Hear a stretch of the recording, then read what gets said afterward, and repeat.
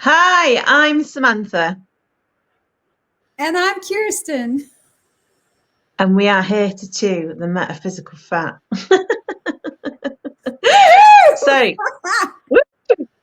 this, in the interest of disclosure, this is is it like the fifth go at this or something, Kirsten? Are we on? Fifth, fifth go. Fifth go. Go. Yeah. So we've tried Fifth this. time's a We've had charm.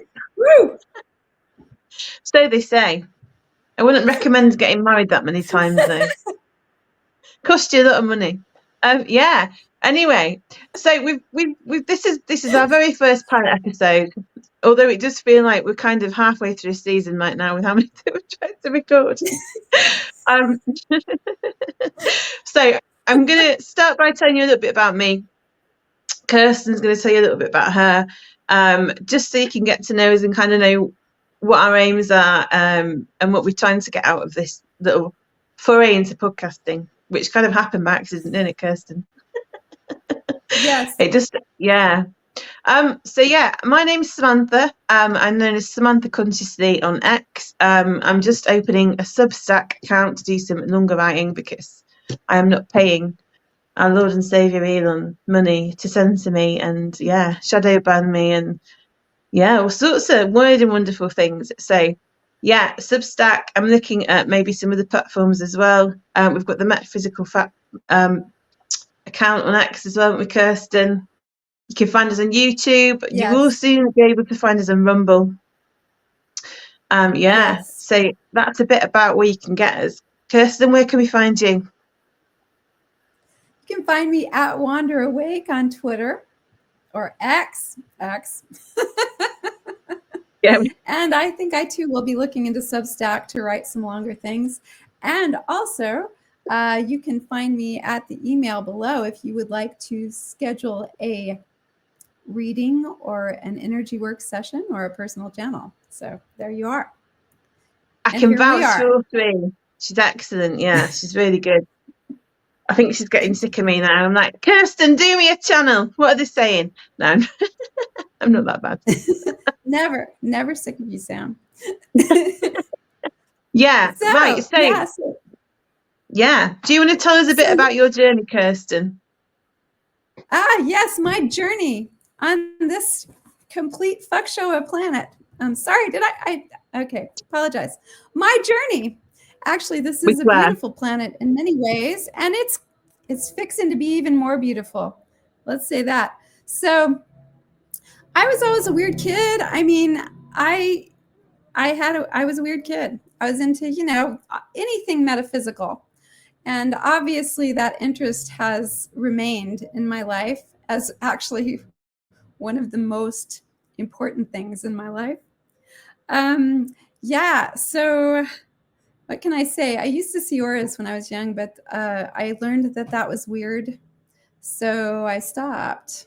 And yeah, obviously I was entrained to be in this vibration. Um, let's see. I really went off the rails as a teenager, and I got really into punk rock music and drugs. And basically, I think, and it really was like a search for God in the Yeah. in the ways that appealed to me at that time. But I ended up getting married to a punk rock musician, just of local notoriety. He never was like famous, but anyway, he yeah. So I got married to him when I was 19 years old, and he turned out to be just well, really abusive, frankly. And Yeah. that, I think that really set me on the path, though. Like, I look back at it now and I consider him to be one of my best teachers, because he really did force me into a place where I had to look at my life and say, okay, am I going to continue Would you in say that was this your insane catalytic? vein? It Yeah. Would was. you It say was that was very your catalytic. yeah? And do you Yeah, think that you needed that to kind of shake you up a little bit? I do. I do. I mean, it wasn't that I didn't have enough trauma in childhood. It was just that the trauma I had in childhood kind of closed me off, because that's how they do it. That's how they get you into this place. They close you off. And trauma is one of the main things they do that with. So that kind of closed me off. And what happened with that situation with my ex-husband, or he was my husband at the time, obviously, was that it really kind of ripped off, the Band-Aid and opened that back up, all that previous trauma and so forth. And really, it was, and what it did, of course, was create a dark night of the soul, which is how many of us come back to the path. Not that we ever really leave the path, but we come back to a more, say, pointedly conscious. Yeah. Pointedly conscious, looking for to expand our consciousness and really to try to figure out, what the hell is this? I mean, well, who the hell am I? What am I doing? When you said that you kind of gone off the rails, obviously I had a similar story. Yes. And it's all to do with that kind of like you said, shutting yourself down. So I mean, I've had loads of weird experiences as a kid. Obviously we're both aware of that. I was telling you before, wasn't I? So I've seen like hands around doors, floating heads, floating shoes. Don't even ask. Sleep paralysis, demons, lights coming down from the fields, all sorts of weird and wonderful things. And it scares us to death, I think. And then on top of that, there's people going, "You're making that up." And you just learn to kind of, or they go, "Oh, you're a bit weird," or like you were saying before, you were the weird child. I was the weird child.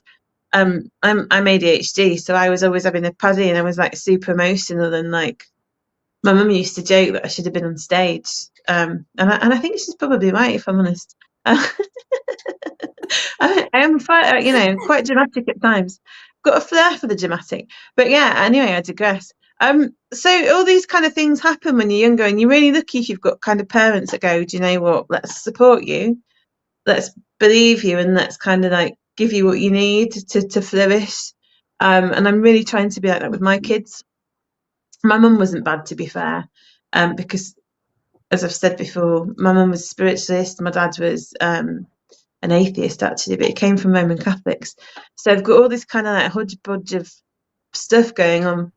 So it was really interesting. My mum didn't ever really shut me down. I remember getting out of bed once being really frightened because all sorts of weird stuff used to happen. I think I was about 4, and I remember like tiptoeing up to me and was like, "Mum, are vampires real?" And she was like, "There could be." And I was like, "Go and get back in bed." I was like, "Oh, cheers, Mum." Do you know what I mean? Don't lie to me and sugarcoat it, Yeah. So that it gives you a good, I think, peek into why I am. Yeah. So I sidetracked a little story, Kirsten, with my own little thing. Do continue. So your husband, he was a bit of a bugger.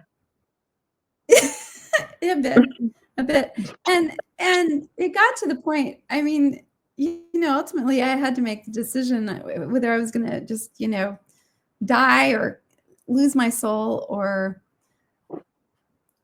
survive. So it really came to a point at this moment that happened. He had beaten me up the night before and gone to jail. Well, the policeman lectured me about not making him mad. You what? But yeah. But anyway, so the next day, I know it was really the next day. I had gone to work and I'd worn my hair like this, and lots of makeup. So, and I came home and someone had bailed him out of jail, and I saw that he was at home, and I was sitting in my car in the driveway, and I was just like, I don't want to go back in there. I don't want to go up. I don't want to do anything. I'm done here. And I started to pray, and I hadn't prayed in many, many years. And my prayer was just, please let me die. I just want to die right now. Can I just please die?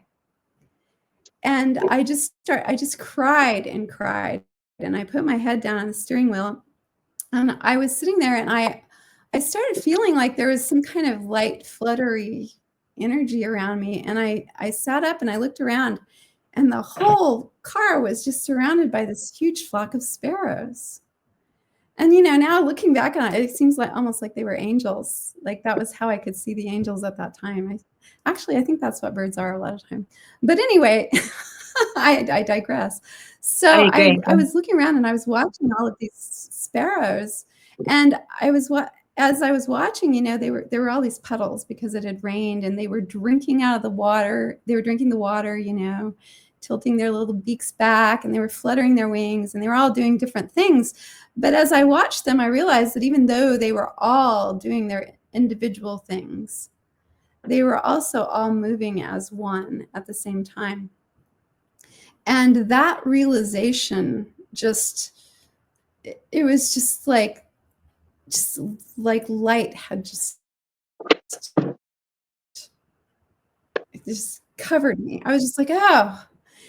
And that, for some reason, that simple realization was just like, okay, I'm fine. Everything's good. I can get through this. I've got this. And I did. It took me 2 years to get out of that situation, but it really did set me firmly on the path and took me, towards a more healing journey. It really ultimately, I ended up getting really into yoga because yoga helped me to heal. And I was really looking for something that I could do that would help me. And I really probably wouldn't have been looking that hard to heal if I hadn't had all of that to deal with, because I really had PTSD when I finally got out of that situation. I was really in a very bad state. Not bad, but very wounded state, a very wounded state. And so really, if I hadn't come to that, I probably wouldn't have really gone on to the path that I've gone on to. So, and I mean, I that's think it's always important to recognize. Yeah. Go ahead. What? No, I was just going to say that's the thing, isn't it? It's realizing that even though it's really shit sometimes, when you actually look back in retrospect, they were the things that kind of made you. It's like the fire that forges you, isn't it? Yes. That's the thing. It is. Yeah. And sometimes, it is, and you that's think, a good metaphor. Yeah. Yeah, it was a channel. Yeah, it's a good metaphor because the fire. That's it. Yeah, we're talking over each other. No, good metaphor. Thank you. No, I was just going to say I channeled it, didn't I? Yeah. You did. Yeah. Anyway, yeah. Sorry, we digress. Yeah. So that is interesting. That obviously it took that to kind of get you on the path, and I mean, mine wasn't quite as dramatic. The thing is, I look back and I think, God, I've had loads of little like dark nights of the soul. Do you know what I mean? My first dark night of the soul one was when I was about 13, and I'd had some really traumatic experiences, and I was just trying to deal with that, and it was really, really hard. And that's kind of when I had my woken experience, my first one, and it wasn't at the time. I didn't even know I had a woken experience. I just remember kind of like going to bed, and it's almost like I woke up a completely different person, and I was like, what's going on? Like I knew something was different. I just knew it, but it's like you've still got all the same memories and all the rest of it, and it wasn't like a they normally say if a soul leaves and a soul comes in. It wasn't like that. It was like a really big part of me had to come in just to kind of fortify me almost, because I think you get really tired, don't you, sometimes, depending if you've had a lot of trauma and things. So yeah, that was my kind of first, like almost like a shift, because it's like they put things in your life, and it's almost like you're in a train track and they flip the switch, to take you off of that track and put you on a different one. Yeah. Sometimes it's a really sudden bloody jerk that you need, because you're going that fast into oblivion. They've got to kind of jerk you out. And a lot of the time it's kind of a sink or swim situations. So these are like what we'd normally call like looking back in retrospect, obviously at the time I didn't know, but they're all initiations onto a certain path. And depending on how you deal with these kind of things, it depends kind of where you go and the next kind of things that you've got to deal with. But yeah, so that was kind of my first thing. And then a bit like you, I had all kinds of like weird and wonderful experiences still. Believed in spirit. Obviously, I've had spirit experiences like my whole life. I blocked quite a lot of them out when I was younger because it did scare me quite a bit. And then I kind of just got drunk, I'll be honest, did the drinking drugs thing, just off the rails, party animal, on and off for years, to be honest. And then, yeah, I had children, and that's what kind of calmed me down. But in between all that, I was doing all sorts of like, I'd have these really like strange and intense peak experiences, and it was almost like I was being reminded that there was more. And it was kind of saying, you know, don't go back to sleep, almost. Do you know what I mean? Don't fall under. But I think when you're trying to figure out who you are, and I think that's for a lot of people, really, you get in your late teens and your 20s, and it just all kind of goes out the window. And it's developing that sense of self almost, because I think you need to, there's Laura Matsui talks about it, that you need to kind of build up the individuation. So to be individuated, you need to build up who you are in relation to like a consensus state, basically. And then once you've got your ego fully built up and you know kind of who you are, then you can kind of chip it away then, and obviously shape it, get rid of it. I mean, I don't ever say we kill the ego, because that's my own personal kind of experience and opinion, because yeah, that's a different story. But Yeah. so that's kind of the next thing. Do you know what I mean? So that all happened, and then I had this really big dark night of the soul, a bit like you. Wasn't physically abusive. Was with my children's father, and the relationship was really just at an end. I was working full time. I was studying for a degree. I got 2 really young children, and it was just really intense. And he was having quite a lot of mental health problems, and it was getting really bad. And I just had to leave, basically. And I went with clothes, my kids, and I went back to my dad's. And it was at that time really when COVID started, and it was like a perfect storm because I was in healthcare. I was in my nurse training, and it's almost like my life had completely like broken down around me. But the thing was, I was so unhappy up to that point, and I was in such a dark night of the soul. It was like a relief. And for the first time in a really long time, it's like I was given this space to find clarity, you know? And I think, I don't know if you had a similar experience when you left your husband and you moved. It's like you've almost got the peace to breathe, because you've been holding your breath for that long, you know, because it was just a struggle. Yes.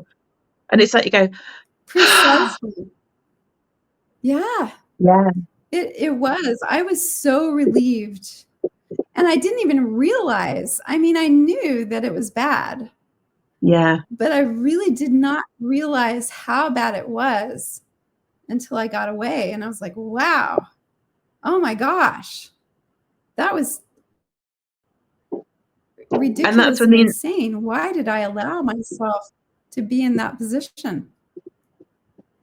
But that's the thing, at the time you're in the middle of it, aren't you? And it takes, this is what we were saying kind of about the dark night of the soul. Sometimes it takes this catastrophic event because you're so comfortable with being uncomfortable, just because it's known. And we do this, and this is an ego thing, isn't it, as well? Mm-hmm. So your ego wants to keep you safe, and the way that the ego keeps you safe is in the known, because it knows what's coming, so it can manage that. So you don't want to upset the boat a lot of the time, and we get stuck in these ruts, and they're really, really, you know, we're depressed, and then you lose your motivation, and then you have to reach this really kind of like rock bottom moment, and then that's when you start to look around. Like you said, you're shaken to your very core.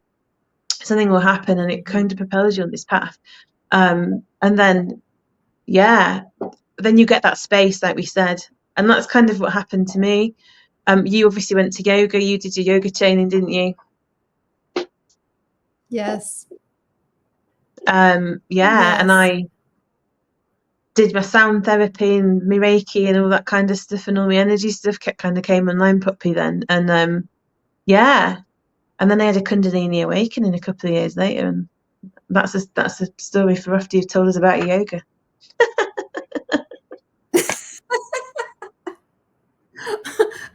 Well, so I went to yoga. I found yoga. Actually, yoga really found me. It just kept coming to me, and I even a friend of mine bought me a pass. It was for 8 classes at this really serious yoga studio. I mean, it wasn't like, just a light little nice yoga studio. It was a freaking serious yoga studio, and I seriously, if he had not bought me, spent a sizable amount of money to get me these classes, I would have just like turned around and walked back out, because it was it was way outside my comfort zone, because these were serious yogis in here. This is a serious environment, and I was like, oh my gosh, I can't fit in here. But I did the classes, and I really connected to this teacher there. I mean, I loved her. I mean, just love this woman. And so my classes ran out, and I was I I was looking for a job, and I ran into my teacher at the coffee shop, like, a couple weeks after my classes ran out. And she said, "Where have you been? I've been missing you." And I said, I'm looking for a job, but I will be back there as soon as I can. And she said, "Oh, well, come with me right now." And I followed her to the yoga studio, and she introduced me to the owner, and they were looking for someone to work the front desk at the yoga studio. And the owner asked me to come and sit down with her outside on the curb, and we sat there for like 10 minutes and just chatted. And then she said, "Okay, I just wanted to feel your energy. You're hired." It was just like, oh my gosh. Like, and this woman, like, she just wanted to feel my energy. I was like, oh my gosh, I found my home. And she hired me on the spot, and then I got free yoga. So, I was there all the time. I did as many classes as I could do, probably more than I should have at some times. And I was there for 3 years. But what I found with yoga was a way to heal trauma. And the great thing about healing it with yoga is that you don't have to actually relive the trauma or even know what the trauma is. It just helps to bring up those emotions, because we store them all in our fascia and in our sacred, in our chakra system. We store these things. And what yoga does is it stretches that out and opens it back up and allows them to release. So you may have some emotional processing to do, but that's part and parcel of healing. So it's really helpful. So, okay, Sam, back to you. Tell us the story. Oh, no, I was just going to mention the fascia.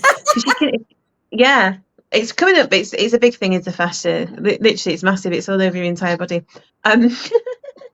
You can actually get atrophy in your fascia, which I didn't realise.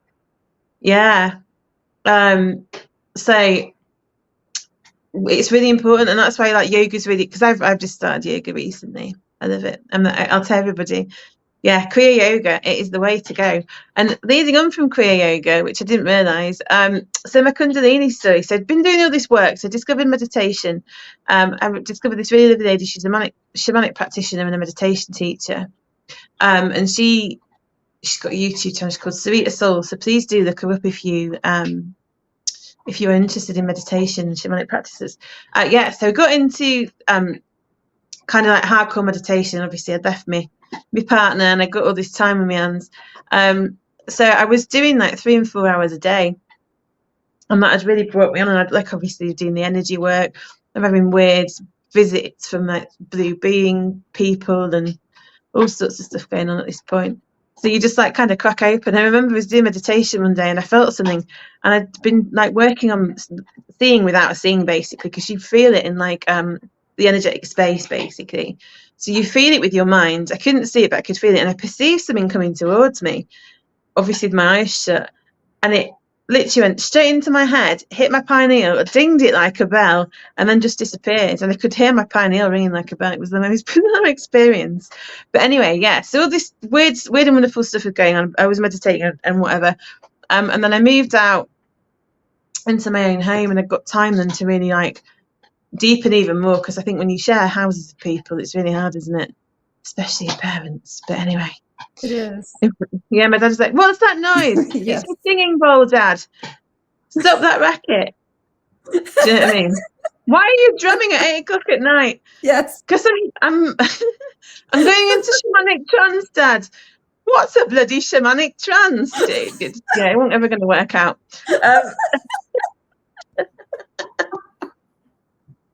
Yeah.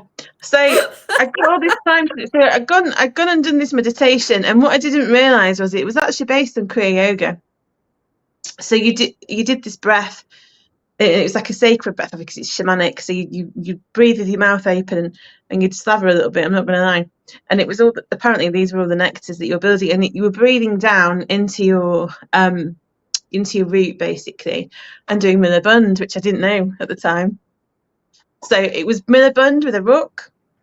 So you were obviously squeezing, and you're moving back to get your. She described it as getting Uranus to kiss the ground, basically. So you were rocking, and then you doing Millibund, and then with that you were moving the energy up your system. So we were stopping at each chakra, and we were encoding encoding the chakra, apparently the chakra, with a certain frequency. And I got to my sacral. And by this point, I'd built all this energy up, and I was starting to have a full body orgasm. And I was like, "What is this? I've never done it before." And what happened was it shut up. Obviously, the Kundalini had activated and completely like blasted open my sacral chakra, which had been shut for ages, obviously, because trauma and all sorts of stuff. And I actually, because I've got my eyes shut at this point, I felt something leave my body and sit on the pillow next to me, and I'm like, I'm not opening my eyes. And I knew instinctively that it was a piece of whatever, like there was something there, and it had been forcibly ejected by the Kundalini, essentially.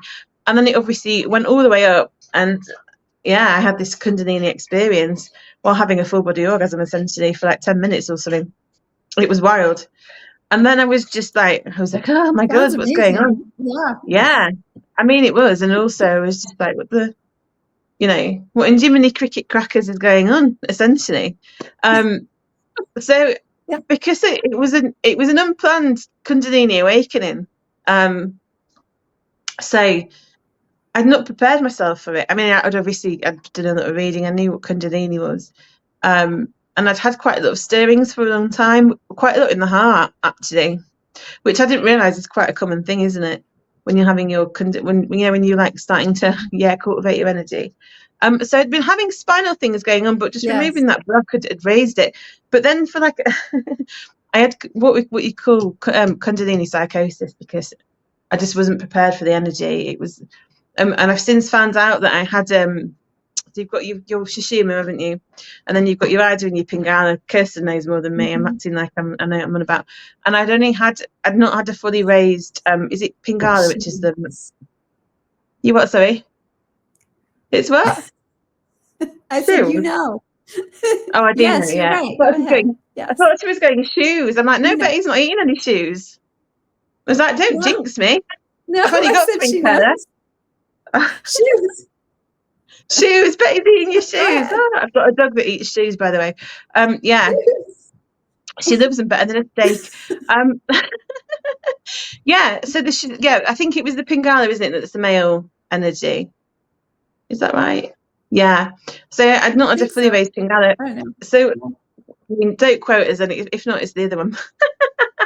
I'm not a yogi. Yeah. I'm going to back out of that.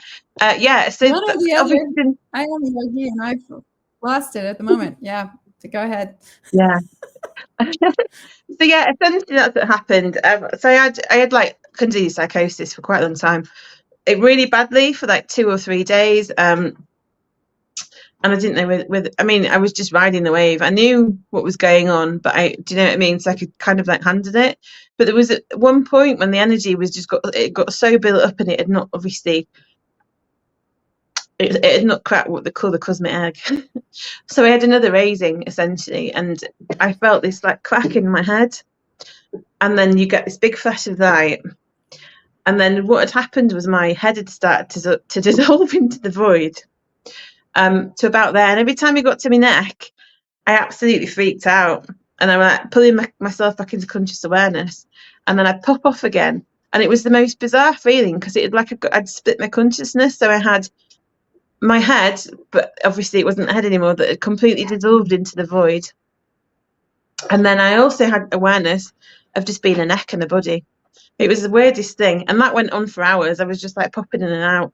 And all sorts of stuff happened, you know. And eventually I managed to pull myself together. But that literally completely changed the landscape of my life, because I was like, wow, what is this, you know? And then you have all these kind of like... It's almost like you've joined a stream of consciousness. It's really weird. So it's like you've constantly got like the collective consciousness or something like literally running through your head all the time.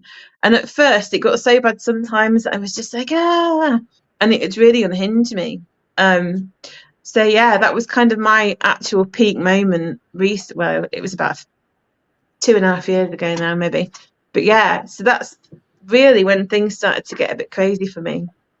But anyway, yeah, back to Kirsten. I can't ask you for long. Well, you know, I always laugh because Sam goes really fast. Sam goes fast when she decides to you know, level up. I'm a bit more gradual, so I don't have my peak experiences. Like, I've built up to them so slowly, they don't seem as peakish. I can't remember the mountain already. Look, I'm at the top. Yeah. Yeah. Yeah. I've been climbing it for 2 years. Yeah. Good. Yeah. Yeah. Exactly. And I'm like, so I've really seen the terrain before I got up there.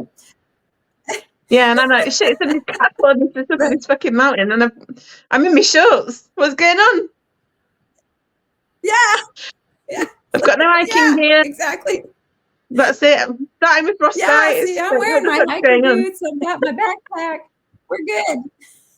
That's what I love about you, Sam. You just jump right in there. Woo, go.